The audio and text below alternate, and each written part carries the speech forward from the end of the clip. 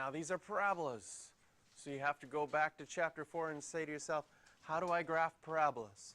Well, parabolas are easy to graph. Parabolas are easy to graph if you have them in this form. Because if you have in that form, then P and Q are the vertex. A tells you whether it goes up or down, and how wide or how narrow it opens. Yes? They're also easy to graph if you put them into your calculator. Have you figured out how to put the absolute value bars into your calculator? Yes. Good.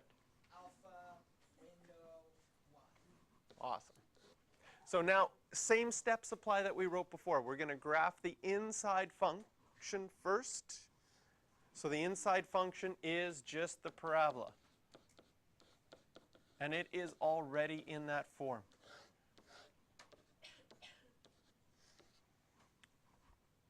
So what do we know about the vertex? It's at -2, +2. And the a value is -2 means our parabola is going down.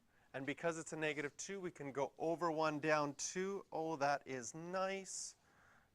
We happen to find our critical points right away, -1, 0, and -3, 0.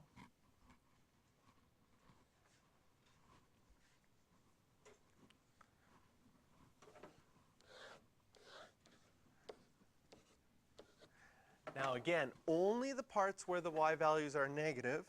So on the original graph, here my y values are negative, and here my y values are negative. Those are the only places where that function is going to get flipped up. If you wanted to do another point on our graph, remember we went over 1, down 2. Do you remember how to use the a value to graph? When the a value was 1, just to review, we went over 1, down 1, over 1, down 3, over 1, down 5, or up 5, 1, 3, 5. That's when the a value is 1. If the a value changes to 2, these numbers double. So we went over 1, down 2. That found our x-intercept. If we would go over 1, we would have to now go down 6.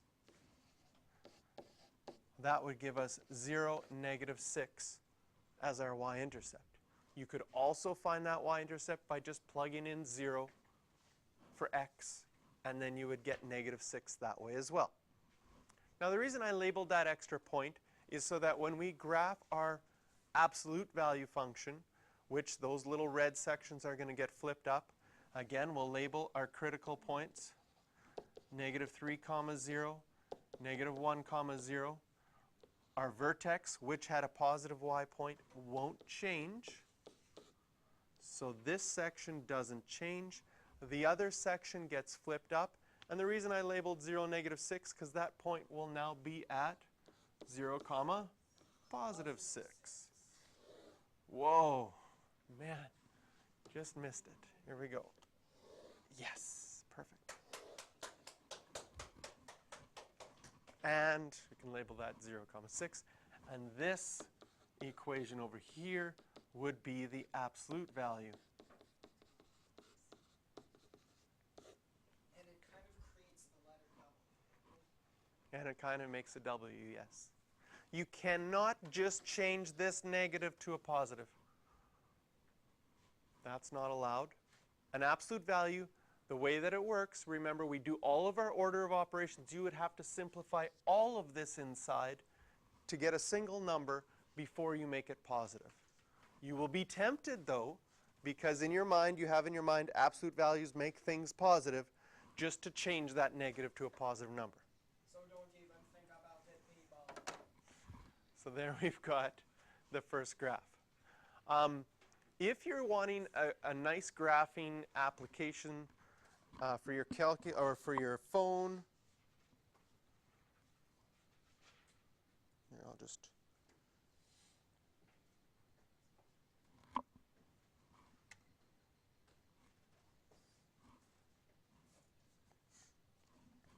this program is called Desmos.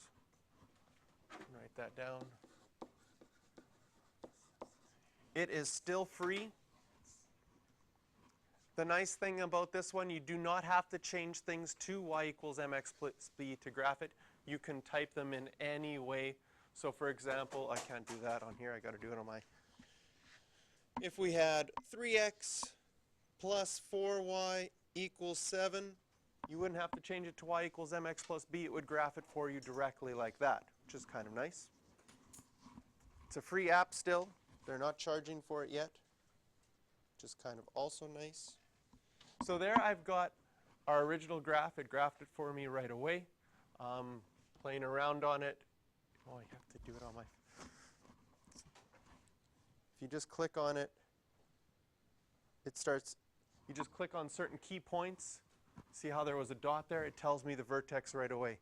It automatically has a little dot at the y-intercept, so I click on that. It tells me that right away. There's a dot at the x-intercept, so this is how easy it is to find x-intercepts, y-intercepts with this program. You just see something you want, you just touch it and you find it. So it's really handy that way. What I'm going to do right now is I'm going to go in here and add a function abs, and boom, it changes it to the absolute value, and you can see that it just flipped that part up. Your iPad is not charging. Oh my goodness. That is a problem, given that it appears to be running low on juice. Thank you for letting me know.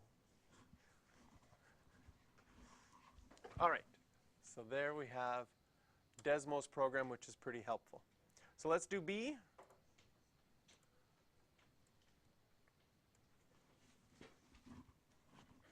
First, we're going to graph y equals negative 3x squared minus 1. Ask ourselves, is that in the y equals ax minus p squared plus q form? Yes, it is. It's harder to see because there's no number with the x. What is our vertex? Our vertex is 0, negative 1.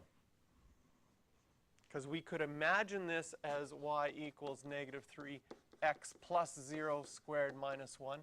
And so this is a good example because, again, those ones, even though they're supposed to be easier because the vertex is at 0, sometimes you think it's harder because you don't see the 0. So 0, negative 1 is right there. We have a slope of negative 3. So that would mean we go over 1, down 3. Over 1, down 3. So we would have negative 1, negative 4, and 1, negative 4. And our graph looks like this. It has no x-intercepts. Yes, question? But isn't the notation like x minus p plus q? So should it say x minus 0 on It could. It could have minus 0 or plus 0. Or could already be negative 0, so since two negatives make a positive. And if we look at the graph here, we notice that we have the entire graph is negative. So when we graph the absolute value, everything's going to get flipped up. 0, negative 1 is now going to be at 0, positive 1. 1, negative 4 will be at 1, 4. And notice it's just the y values that get flipped to positive, because it's just the y values that are going to be, can you see in the equation, these absolute values mean that all my y values are going to be positive. I can still plug in an x value that's negative, but now all my y values will be positive. Whoa, that's not green. And this is what the final graph would look like. So you can do now 5b, 7b, 10cd,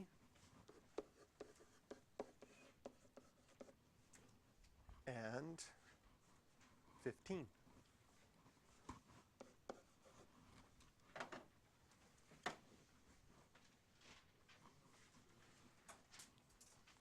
And I'll give you about 5 minutes to work on that now as well.